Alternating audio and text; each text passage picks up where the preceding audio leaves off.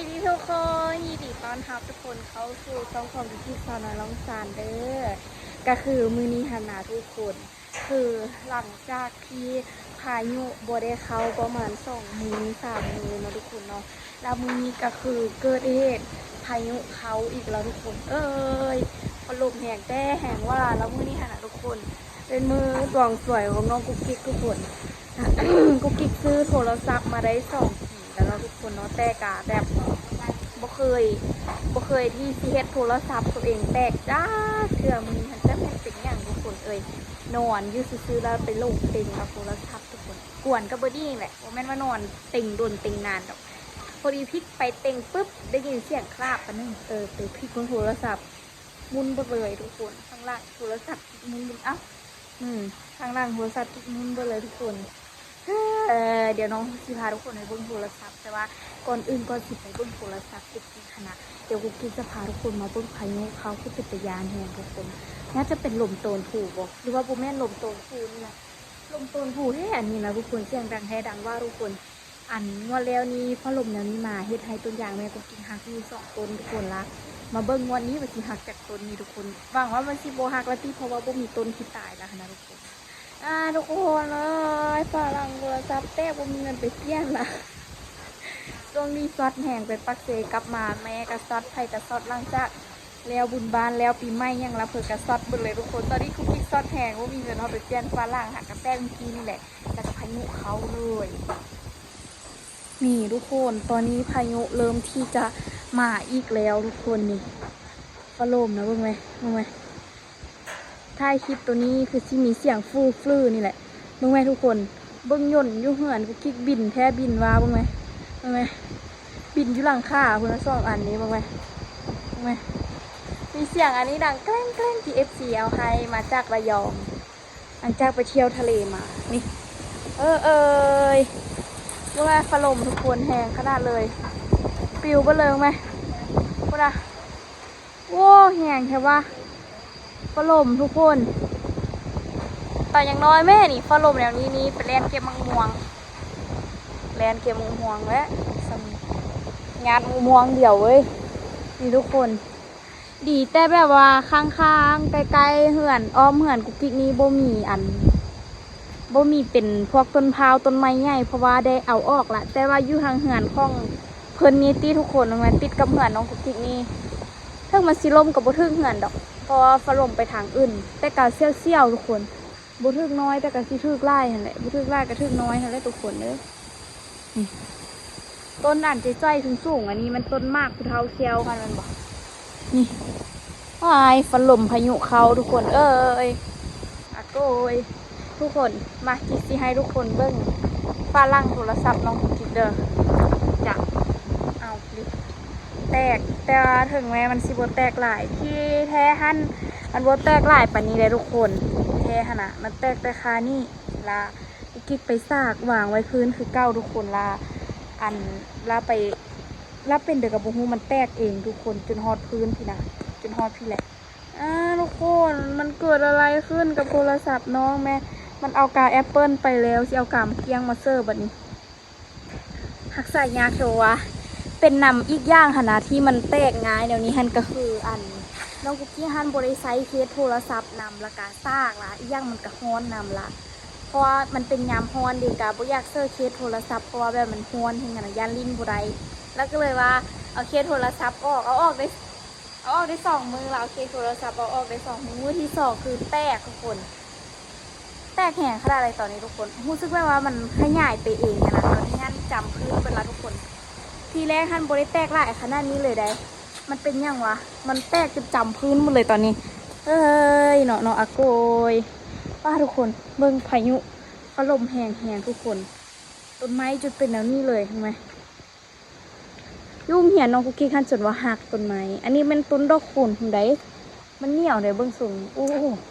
หักแท้ๆสูงนี่ไหมคนละไงพายุมาแต่ถึงภูพุ่นมันเป็นลมโตนภูมาดิเอเลเลาะเก็บมะม่วงสุกอันกุ๊กกิ๊กก็มีตัวสุกแล้วป่ะเพราะเราเลาะเก็บอยู่นะไปข้อกินน้ำเรากันอันยาไปทางอื่นซ้ำนี่ โอ้น้องเห็นมองสุกโอ้สลายน่วยเลยแล้วนั่นน่ะชิบุได้ไปนั่งเฝ้าอยู่กองต้นหน่อยจึงเสียกินน่ะ1 2 3 4มะม่วงสุกไล่แท้ที่สิได้ไปนั่งอยู่กองต้นมันบอกทุกคนเออเดี๋ยวเชฟโจนเดี๋ยวจากน้อยเด้อฝนเศร้าฟ้าลมเศร้ากิ๊กสิไปแม่นเอามาไว้เดี๋ยวสิมีคนไปเอาเดี๋ยวน้องสิบริกินห่วงนะคะนี่ตอนนี้ฟ้าลมย่างคนแหงเลยทุกคนเห็นไหมแต่ว่าตอนนี้โบแหงตอนที่กิ๊กกำลังจับโทรศัพท์มาถ่ายอันแหงกว่านี้อีกทุกคนแต่นำกิ๊กมาถ่ายคลิปบ่มันเลยโบแหงนะนี่สงสัยเมื่อแรงนี้ฝนตกแน่นอนทุกคนเห็นไหมท้องฟ้าพายุเขายังหนักหน่วงอีกแล้วยองซานนี่นะนี่อันนี้ก็คือมะละกอมันคือเป็ดมะลองจ้องจ้อยจังซีมันคือเป็ดมอนเป็นแมงมันคือเป็นน้อยบุกามพักแผ่ฝรั่งทุกคนเอ้ยคุณนะถามว่ายานโมมายืนอันนี้ยานแหง1 2 3 4อ้าวรถหน่อยนึงอะเด้ฮะนะไม่สิบุได้ไปนั่งเฝ้าแฮบอสอันนี้ฟ้าลมเสาร์นี้สิได้ไปเลาะเก็บมักม่วงแหละทุกคน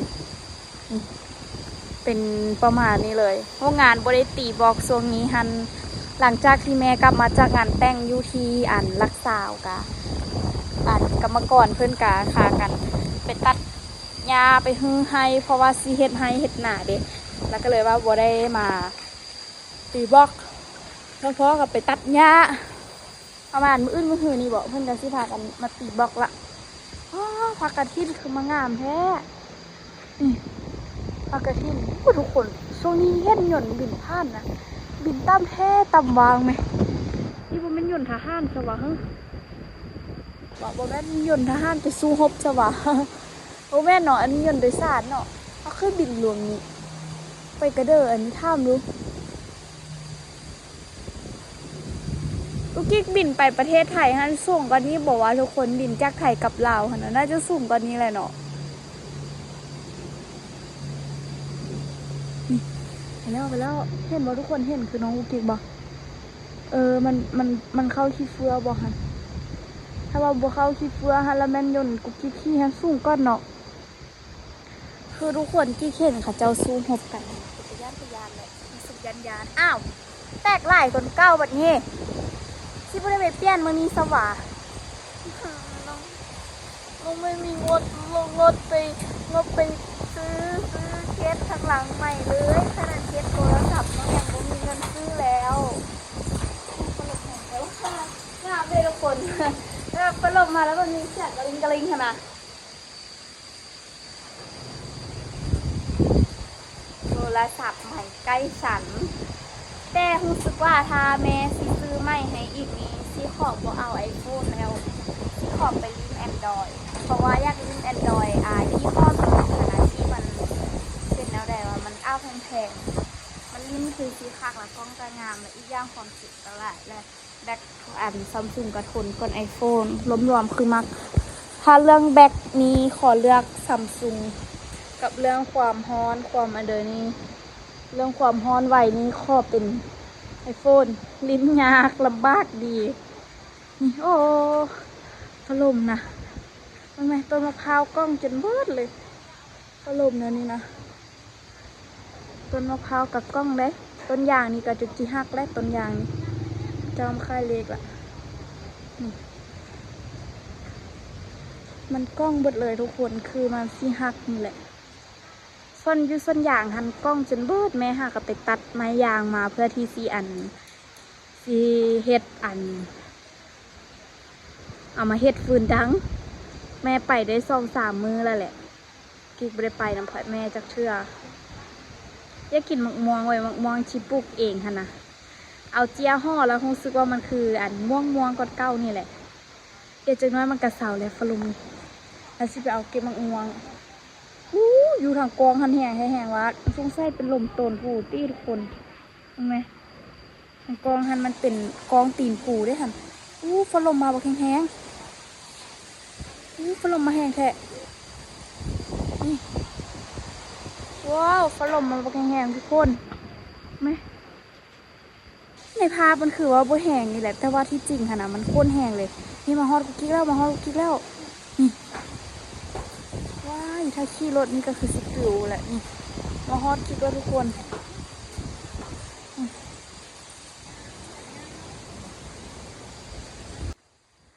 นี่ฝนลมนี่ทุกคนแม่บอกให้กิ๊กไปซื้อไข่อยู่ที่ร้านค้าแถวบ้านน้องกิ๊กให้มีเงิน10,000 กีบสิไปซื้อไข่และขนมมาเบิ่งว่าสิได้ยังได้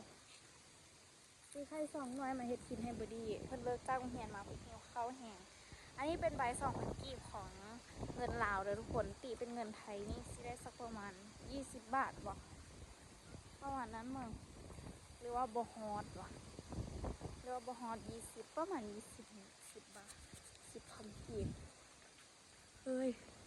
ลมว่าต้นมะพร้าวเนี่ยเป็นมายานขนาดอีดแอดอยู่แต่วันบุคักเนาะตัวยานก็คือ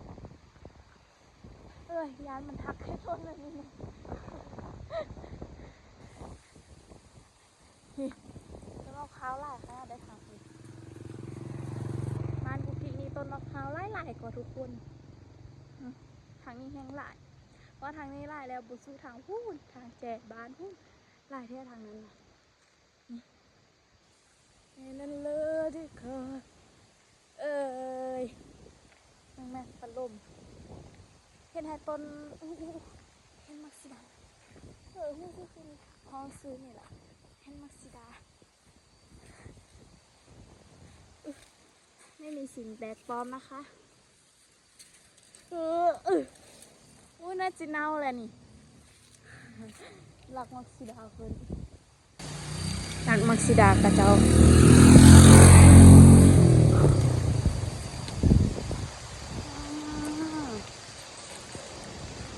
บลืมบสินตากับเพชร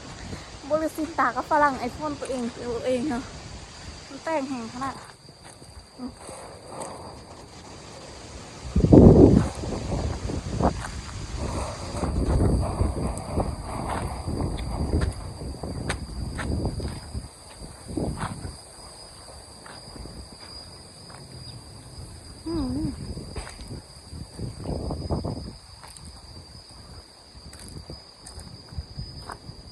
รูมันนอน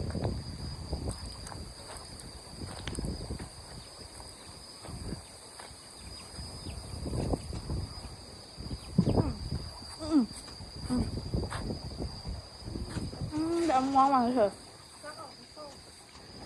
อ้าวจะพอได้ค่อยเอาซ่องน้อยกับขนมช่องชุ่ง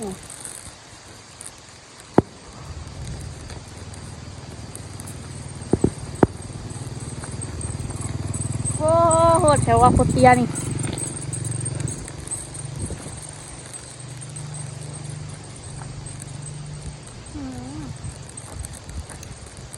มันบ่มีอันตัวที่เขาเจ้าเอาไปซื้อมากินแค่กินนะมัน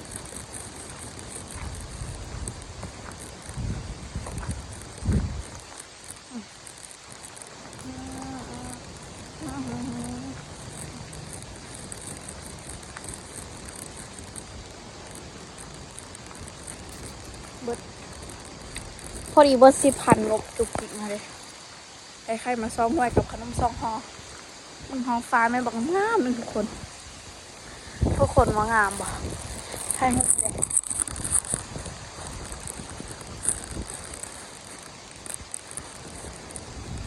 นี่นั่นเลย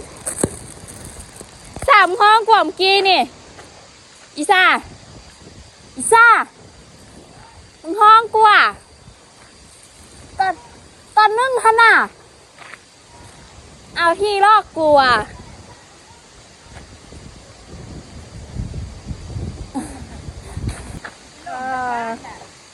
เป็นเศร้าเมียนฝืนอีกเป็นเศร้าเป็นนางนางวันฝืนรอโทรคอยฝนตกตีไปทินมีตะลมเนาะตกจะเทื่อเฮ็ดแนวนี้นะทุกคนลำบากสุดเลยฟ้าลมหลังจากที่ ฟ้าลมสาวปุ๊บหันนะมันซี่มีฝนมันซี่มีฟ้าห้องได้ห้องโดนละกะไฟดับฟ้าห้องฟ้าลมไฟดับแต่อิ่มขอโทษแล้ววันนั้นมาแล้วก็ฝนก็ตกวันนั้นนะตกแป๊บเดียวแล้วก็ฟ้าลมอีกโอ้ลืมอัดประตูเถอะห้องตายแหละขี้ฝุ่นเต็มห้องอีกละนี่กูนับเบื้องต้นเท้าทั้งอ่างงานกูกินไหมฟุดเลยนี่ทุกคนตอนนี้ค่ะทุกคนย่างเลาะบ้านตอนที่ฟ้าลมกำลังแห้งนะคะเราไปซื้อเครื่องซื้อข้องอันเดิมมาประเทศไทยต่อซื้อเพราะว่าทำบริการตัวเองค่ะนะแล้วก็คือฝากเบิ้งโฆษณาให้น้องยูกิเดี๋ยวกุ๊กกี้ไปเปลี่ยนฝรั่งโทรศัพท์ไม่ประมาณ300,000 กีบหรือว่า3-400,000นี่แหละทุกคนโบมั่นใจถ้าประมาณ3-400,000นี่แหละเพราะว่าสิเปลี่ยนหน้าจอได้ละค่ะเปลี่ยนทั้งหลังได้ทุกคนเพราะว่าหน้าจอโทรศัพท์กันแตกแห้งแล้วราคาทั้งหลังนี่จ้ะมูลตั้งแต่กุ๊กกี้ซื้อมานี่กุ๊กกี้เปลี่ยนกันแตกมี3 เทื่อในระยะ2 ปีราคาฝรั่งไอโฟนบ่เคยเปลี่ยนแล้วก็อีกอย่างก็คือเคสโทรศัพท์มีเปลี่ยนทุกอาทิตย์เลยมาทุกคนคลิปนี้ยิงไปก่อนทุกคนเจอกันคลิปหน้าตอนนี้ฟ้าลมกำลังแห้งเดี๋ยวฟ้าสีห้องเดี๋ยวสิตัดคลิปบ่ได้เดี๋ยวคลิปนี้ไปก่อนทุกคนนะแห้งกันมาตอนนี้บ๊ายบาย